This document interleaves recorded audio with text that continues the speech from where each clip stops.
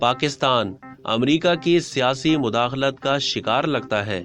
Chinese media, چین کا آئینی دوست ملک پاکستان حالیہ دنوں میں ایک سیاسی بحران سے دوچار ہو گیا ہے۔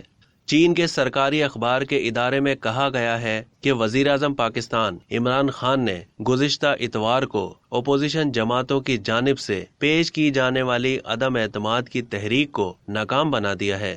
تحریک مسترد ہو گئی اور اس دوران عمران خان نے ایک اجلاس کی صدارت کرتے ہوئے امریکہ کے سینئر سفارتکار کا نام لیتے ہوئے مبینہ طور پر انہیں اپنی حکومت کا تختہ الٹنے کی سازش کا ذمہ دار قرار دیا ہے اور کہا ہے کہ سازش کے ذریعے عدم اعتماد کی تحریک پیش کرائی گئی۔ ماہرین نے موجودہ سیاسی صورتحال کی کئی وجوہات بیان کی ہیں، جن میں سنگین نوعیت کی سیاسی محاذ آرائی اور پاکستان کی خراب معاشی صورتحال شامل ہیں۔ عمران خان نے کچھ بیرونی قوتوں خصوصاً امریکہ کا ذکر کیا جو پاکستان کی داخلی امور میں مداخلت کر رہی ہیں۔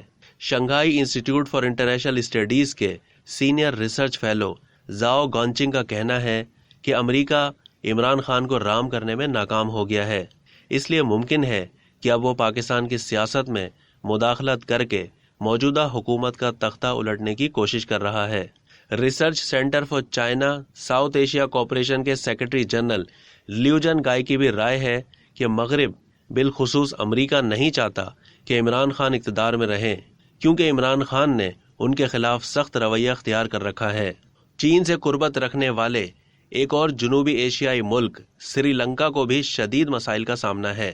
اتوار کو صدر اور وزیر اعظم کے سوا ملک کے تمام وزراء نے استعفیٰ دے دیا ہے۔ اب تک کے لیے اتنا ہی۔ مزید معلومات کے لیے ڈیلی جنگ کے یوٹیوب چینل کو سبسکرائب کرنا نہ بھولیے اور فیس بک کے پیج کو بھی لائک کرنا نہ بھولیے۔